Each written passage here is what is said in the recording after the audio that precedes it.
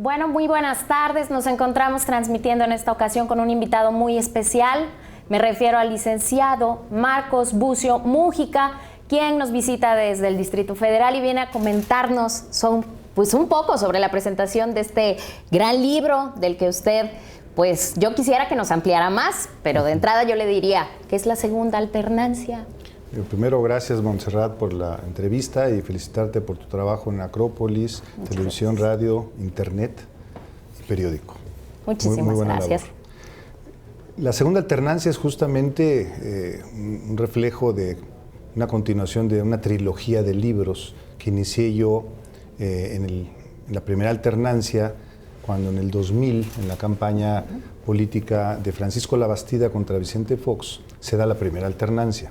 Y ahí iniciamos con una investigación de estudio de caso de qué sucedió en la elección, qué estrategia generó el asesor James Carville para Francisco Labastida y qué estrategia siguió Dick Morris para Vicente Fox. Donde usted estuvo como vocero en esa campaña con Labastida. De vocero de Francisco Labastida, y fue justamente la inquietud de decir al Liceo Labastida que era necesario hacer un análisis, una autocrítica de cuáles fueron los errores que se cometieron en la campaña, y de ahí nació ese primer libro.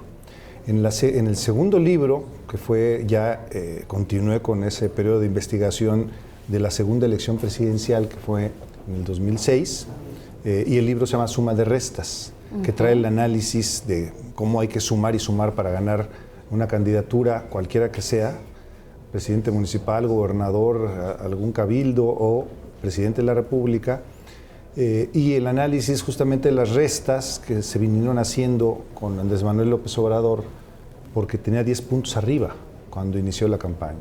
Y ahora esta, que le llamamos segunda alternancia, justamente porque después de 12 años de administración del PAN, rápidamente se presenta la segunda alternancia en el país, y esto es muy significativo porque implica una sociedad exigente, una sociedad que no necesita mucho tiempo para valorar la respuesta de los gobernantes a los resultados que se comprometieron en campaña a obtener. Yo lo que encuentro aquí en contenido es que no nada más nos habla de los errores, también de aquellos aciertos, ¿no? De esa parte que da el plus a las campañas y que muchas veces el electorado es quien está ahí detrás, porque por lo que yo entiendo, aquí no nada más estamos hablando de imagen.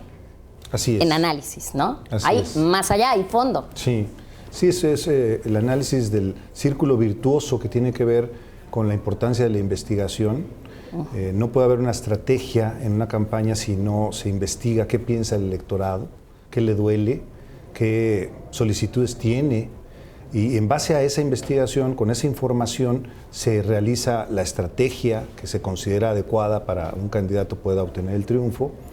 Y eso implica una gran disciplina en aplicar esa estrategia, porque muchas veces pueden tener una buena estrategia, pero una gran indisciplina en ejecutarla, y eso conduce a tener los errores justamente que hacen perder.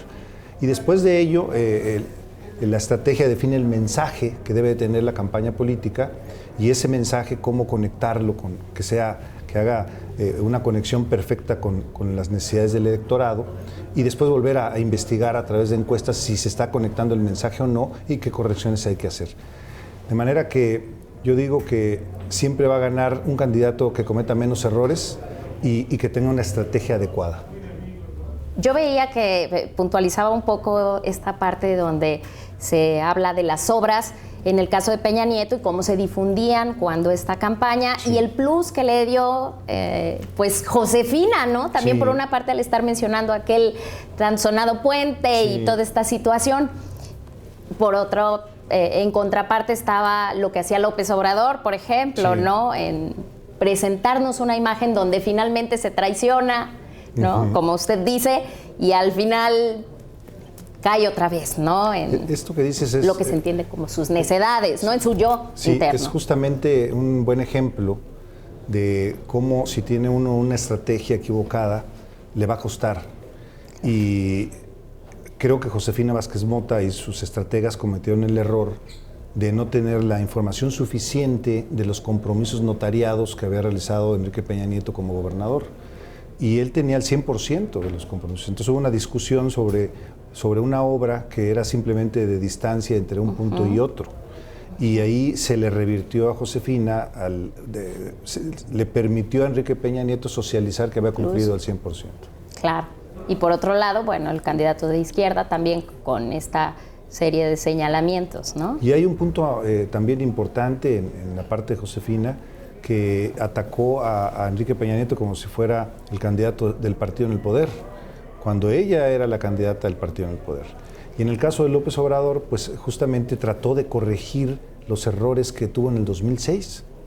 Y yo digo que, y estoy seguro que leyó mi libro Suma de Restas, porque me lo pidieron varias gentes nuevamente antes de empezar la contienda. Me lo pidió Dante Delgado, me lo pidió Ricardo Monreal, que son los que le diseñaron la estrategia. Y en el libro del 2006, lo que se dice ahí es que es algo muy interesante. Yo le llamo los mecanismos inconscientes del elector para votar.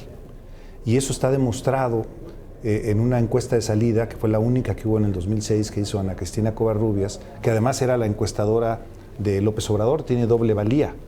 Y en esa encuesta de salida le preguntan a los electores por qué votaron y dicen, bueno, pues votamos por Felipe Calderón porque López Obrador, yo iba a votar por él, pero nunca lo vi con su familia. La religión, ¿no? Tan solo. La religión, nunca supimos si era católico o no.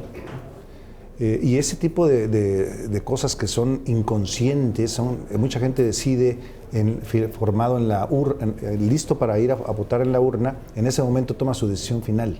Y vemos que la diferencia fue muy poca, 294,000 votos de diferencia entre un candidato y el otro. Entonces quiere decir que cada vez se demuestra más que tiene que haber una estrategia adecuada y cumplirla. Recordemos que como no decía que era católico, quiso corregirlo a ir a ver al Papa cuando vino a la visita a México. Y estaba sentado a fuerzas, ¿no? Vicente Fox se acercó para saludarlo, haciendo obvio que él estaba ahí. Y esto le permitió, esta estrategia le permitió disminuir los negativos.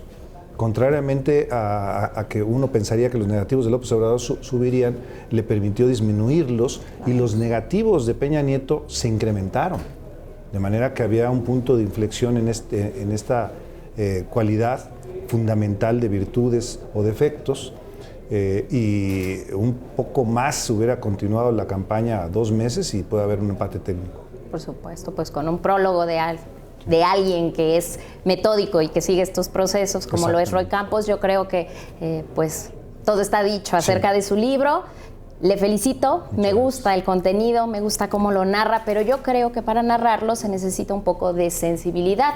Y usted en eso tiene experiencia, porque digo, en la política se ha desarrollado, ha tenido relaciones, ha tenido ciertos puestos, a lo mejor como diputado. ¿Cómo le hace para tener esa sensibilidad de observar estos puntos que a veces las encuestadoras son más frías, ¿no? Sí. Porque finalmente narrarlos es una cosa. Sí. Y hacer el análisis de contenido de datos duros es otra. Sí.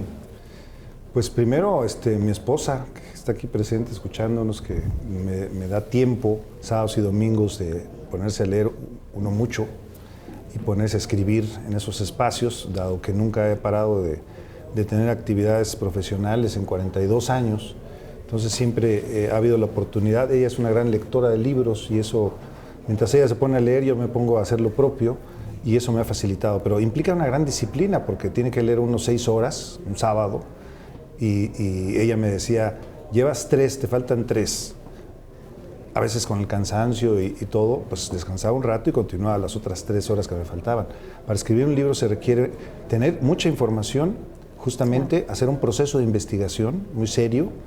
Tener, sobre todo en estos temas políticos, implica también ser muy objetivo, porque no va en un sentido de beneficio en un partido político. El primer libro, por ejemplo, logré en el 2000 que pusieran su opinión en la contraportada a todos los partidos políticos. En el segundo igual, y en el tercero el Comité Editorial de la Cámara, que es la segunda alternancia, dar su opinión favorable a todos los partidos. Y eso implica que la investigación tiene que ser muy imparcial, muy objetiva, para que esté aceptada por los electores, por los lectores y los electores.